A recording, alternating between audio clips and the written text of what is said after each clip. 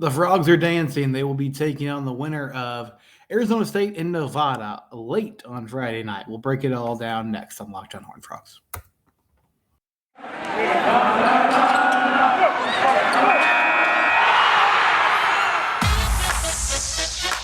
You are Locked On Horned Frogs, your daily podcast on the TCU Horned Frogs, part of the Locked On Podcast Network, your team every day.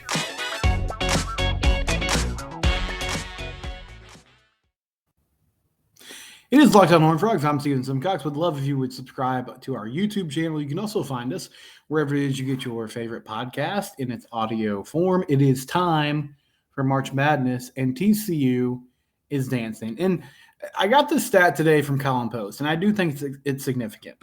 I'm going to talk more about this in segment 2. I know there are some listeners and viewers that are frustrated at times with Jamie Dixon, and I think the jury's still out on this team and whether we think they've overachieved and underachieved, because the expectations seem to be that they would make it to the second weekend. We'll see if they can do that. Obviously, they had some injuries throughout the year that hurt their bottom line in the regular season. But TCU is going to the NCAA Tournament for a second consecutive year. It's the first time they've done that since 1952 and 1953. I know many of you who went to TCU, you most likely sat through some really lean years as a student during basketball season. I got to watch the Trent Johnson era up close and personal when I was at TCU, and it wasn't great. One season they went 0-18 in conference play, 0-19 if you count a first-round loss to Texas in the Big 12 tournament. So it's a far cry from what they had done. That being said, as the team gets better, expectations change. But that's enough big picture stuff for now. Let's talk about what's happening in the moment this week, and that will be TCU playing late Friday night. They're in the West region again, and just like last year, they will be the last game played in the first round, a 9:05 p.m. Central Time tip on Friday evening. And they don't exactly know who their opponent's going to be yet. They will play the winner of the Arizona State and Nevada game in the first four that will be played on Wednesday. And so my first thought about this is it's always interesting when you're a 6th seed and you're getting a play-in team. I think it can kind of go either way what your perspective is on it. Obviously, the team has to play, 40 minutes, maybe more, a couple days before. And so I think for a team like TCU, this is going to end up being a positive because they do like to kick up the pace, get up and down the floor, move and run in transition. And so having a team that's already played a game and maybe has a little bit of fatigue could be a good thing. The flip side of that is Arizona State and Nevada kind of get to work out a few things, get their shot down, get in a rhythm on offense before they play TCU. And they also know who their opponent's going to be. So obviously they have to prepare first for this game, but then I'm sure they have people who are self-scouting TCU as we speak. When TCU played Syracuse a few years back, and they were the 6th seed, and I think Syracuse was an 11, that didn't work out. But, that was an experienced Syracuse team. Jim Boeheim obviously has a long history of being in the NCAA tournament. They play that wacky zone defense, and so I think that was a little bit of a different situation. I feel like this is going to end up being a positive for TCU. Another thing that stood out to me about this, the Big 12, I thought got pretty disrespected. Now, all year long, the national media, and I would agree with this, has said the Big 12 is the best conference in college basketball. And they got 70% of their teams in. So that's a big deal. West Virginia got in. I was really surprised about that. Oklahoma State got left out. Wasn't shocked. That seemed to be the projection, but I think you can make an argument for the Pokes getting in. But TCU is 6th seed. They've been projected to be a 5. I thought that's where they would land. St. Mary's is a 5 seed. St. Mary's is traditionally in the tournament. They've built a really nice program there in the West Coast Conference. It's the West Coast Conference. I think everybody other than Gonzaga shouldn't necessarily get the benefit of the doubt. I think TCU has a more impressive resume than St. Mary's. I think they have a more impressive resume than San Diego State, who is also on the 5 line. Iowa State as a 6th seed. Kansas State seemed to get that bump. They're a 3. Kansas is a 1. Baylor is a 3. Texas is a 2. Listen, they got a lot of teams in. I just think for a conference that it seems to be building to a place where they are the SEC of college basketball, it was strange, some of those seeding lines, and I really thought TCU was going to end up being a 5. But ultimately, they got to play the games. And so your first round matchup is going to be either against Arizona State and Nevada. I was looking at these teams earlier tonight, just some of the numbers and the stats, and they're remarkably similar in what they do. Both teams are really good defensively.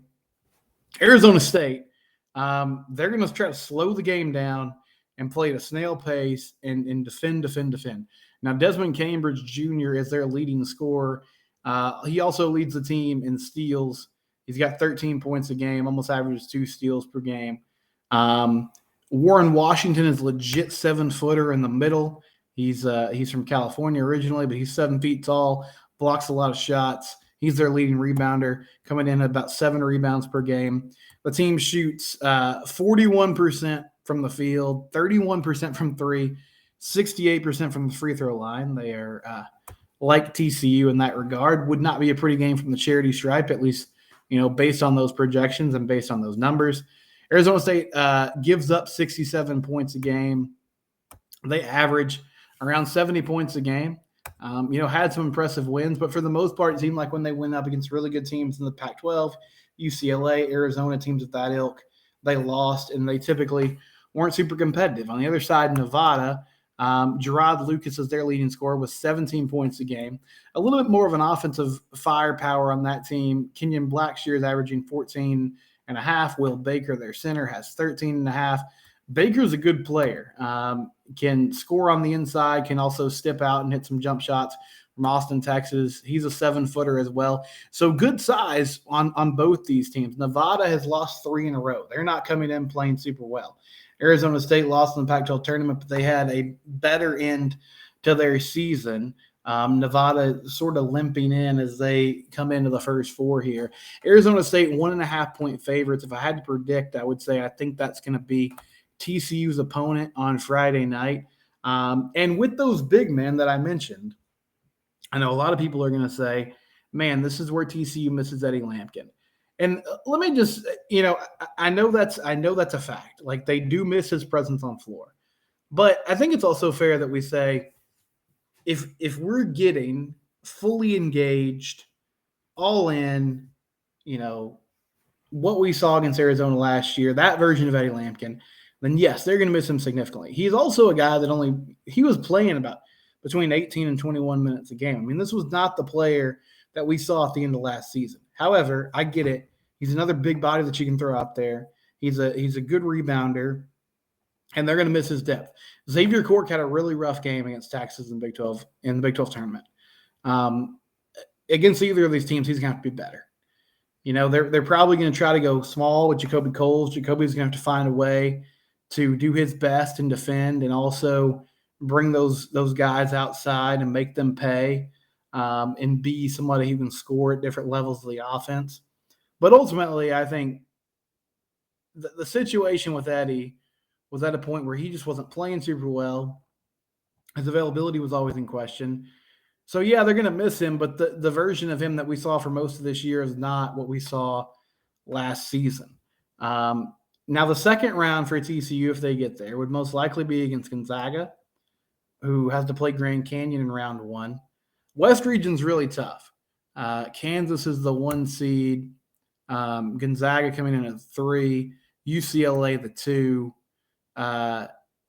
And St. Mary's is the 5. Your 4 seed is UConn. So, tough region all the way around. It is what it is. You're going to have to be good teams. One reason I would have liked to have been a 5 line is because you probably get a better matchup in round 2. But this Gonzaga team, I think there's an obvious mismatch with Drew Timme on the inside if they have to face them. They're not great defensively, and I think Gonzaga likes to play at a fast pace, so I feel like it could be a game that could work in TCU's favor. Like, use their athleticism to get up and down the floor. Gonzaga's a very experienced team. They're in the title game a few years ago.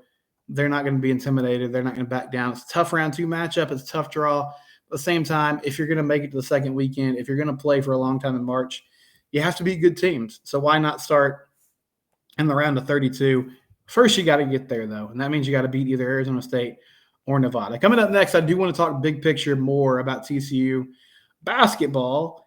And, they lost out on a big-time 5-star recruit. We'll discuss that next. Before we do that, though, I do want to tell you about Built Bar. Built Bar is the best-tasting protein bar around, and it is fantastic. I've told you about Built Bar before.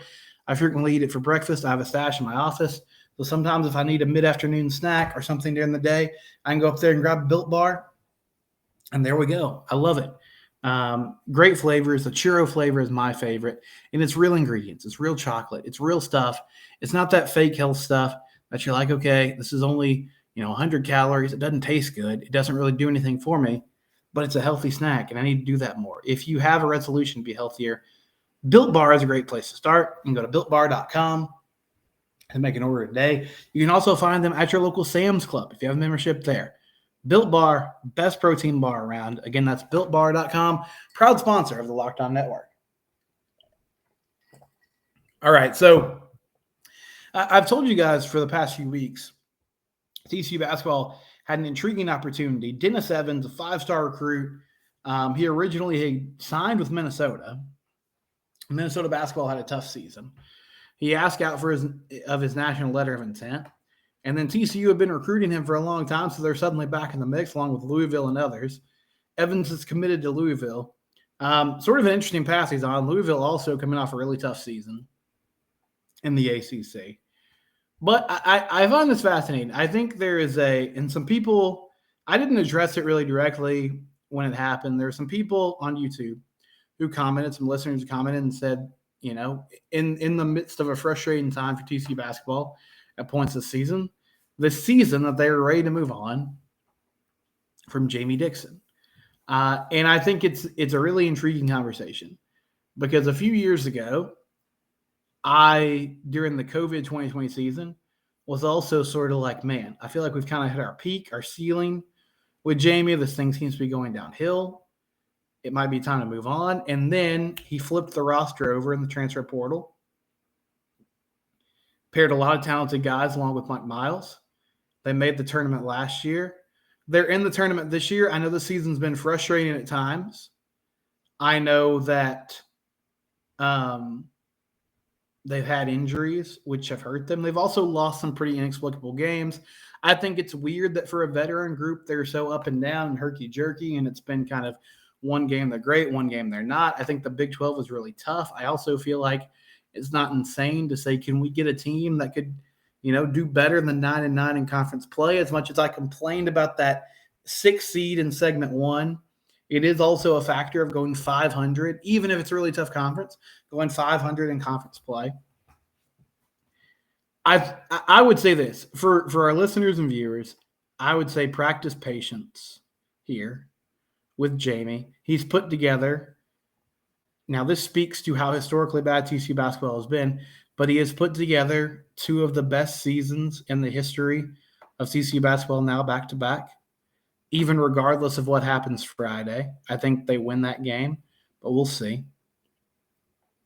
And I feel like he's earned the opportunity to rebuild this roster again, which is most likely going to happen after this year, because you're probably going to be losing a lot of guys. I don't know what the status of Eddie Lampkin is. I seriously doubt he plays another game in a TCU uniform. I think Mike Miles will be moving on to the NBA.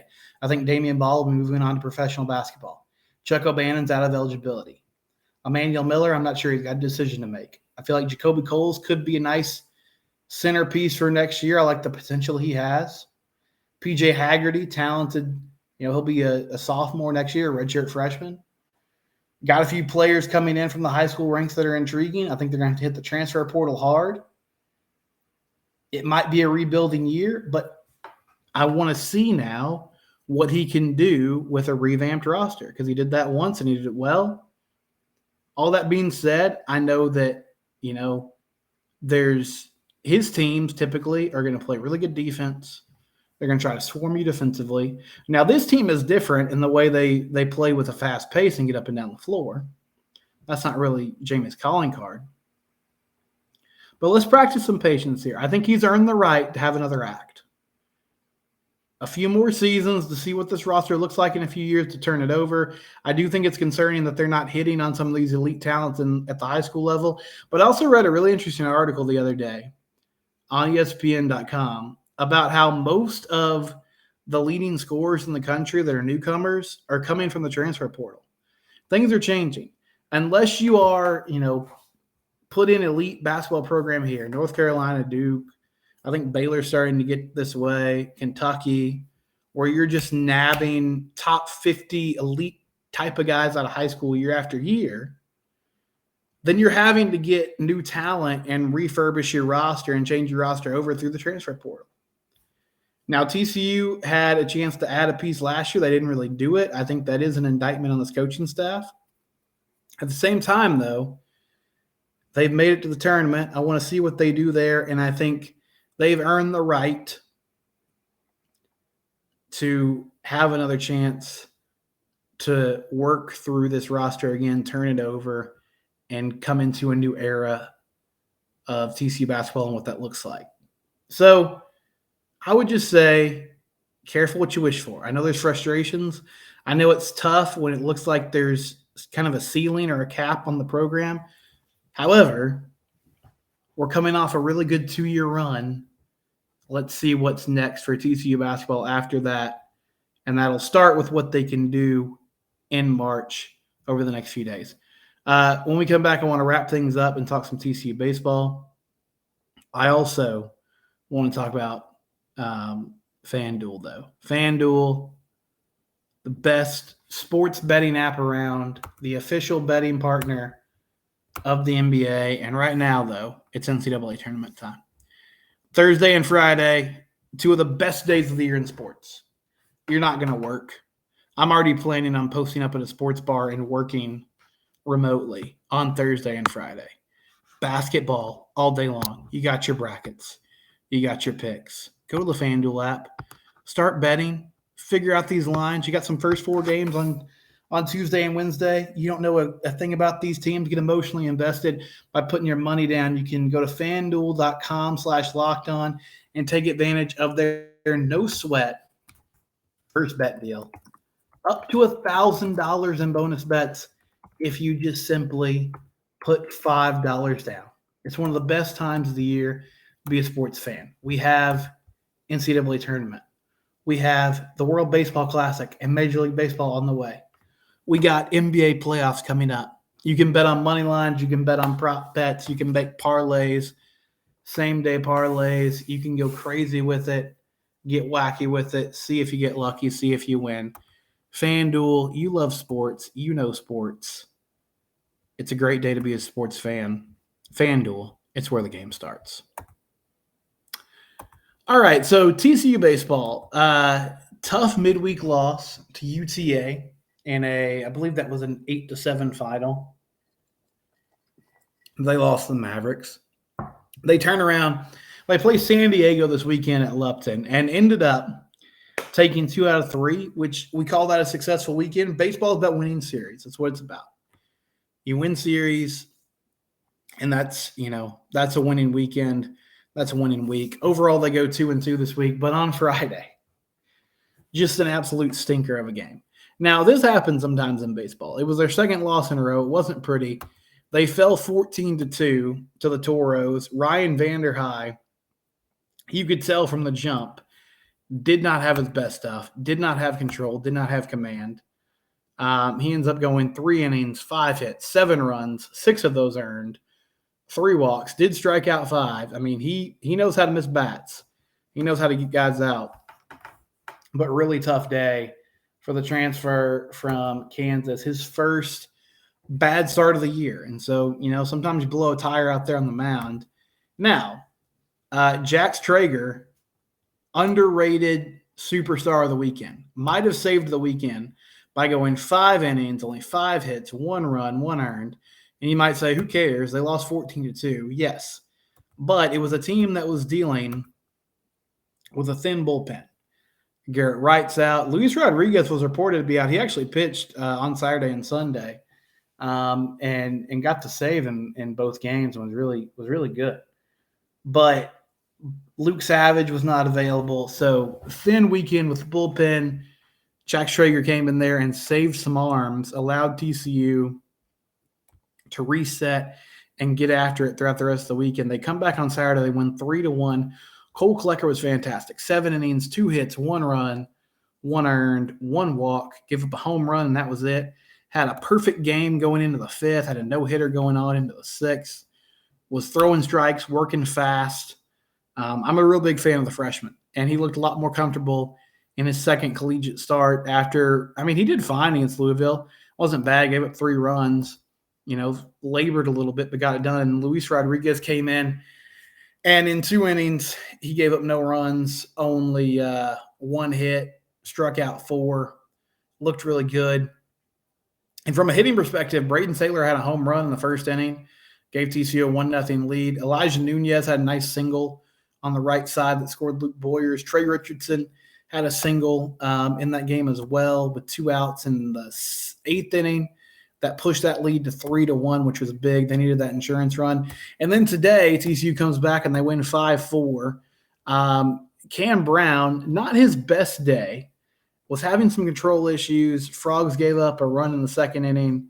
Also gave up a run in the 6th. But overall, Cam goes 4 1/3. 3 hits, 1 run, walked 2, struck out 5.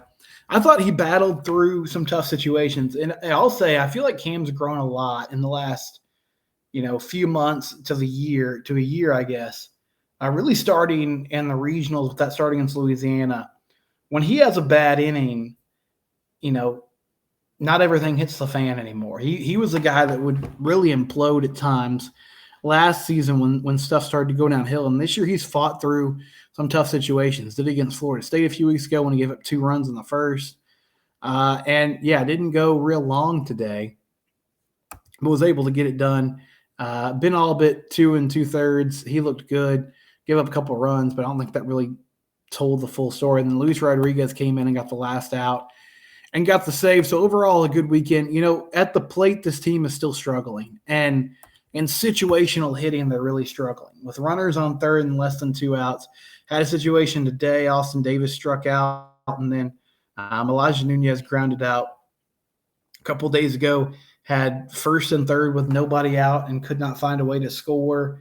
A couple good signs, though, at the plate. Braden Taylor hit 2 home runs this weekend. Curtis Byrne had a home run and a single today. He hit an absolute bomb this afternoon that gave TCU a 5-2 lead, and those insurance runs ended up being huge since the Frogs gave up a couple runs in the 9th. But if Curtis can get going in that cleanup role, that'll be significant. Braden Taylor seems like he's finally spreading the ball to all fields and not pulling it so much, has a better approach at the plate. The guy that's been steady through all this is Trey Richardson. He's been fantastic. He had multiple hits again this weekend. Austin Davis hit a big home run today. He's been struggling some. They've been kind of moving him around the lineup. Really, in general, they've been shuffling this lineup around. It seems like they're still trying to figure out who their guys are, and it doesn't get easier. You go to Norman to play Oklahoma this weekend, and so Big 12 play starting up. You've had some time to tinker with it. You've had some time to mix and match and try to figure it out, and now it's showtime. The good news is I really think Friday withstanding, the arms have been so good for TCU lately. And I like this weekend rotation of Vander High and Cole Klecker and Cam Brown. It gives them a lot of options to bullpen, whether it's Luke Savage, whether it's Ben Albert, Luis Rodriguez, hopefully Garrett Wright when he gets healthy again. I think Stroutberg is going to be a good arm for them, at times in some different situations in the middle innings. So they have options, and I like how this pitching rotation has kind of settled in. Have to get better at the plate, and hopefully that'll come as the year goes on, get some of these guys out of the slump. That'll do it for Locked On Horned Frogs. We'll be back again tomorrow. Thank you for listening. It's your team every day.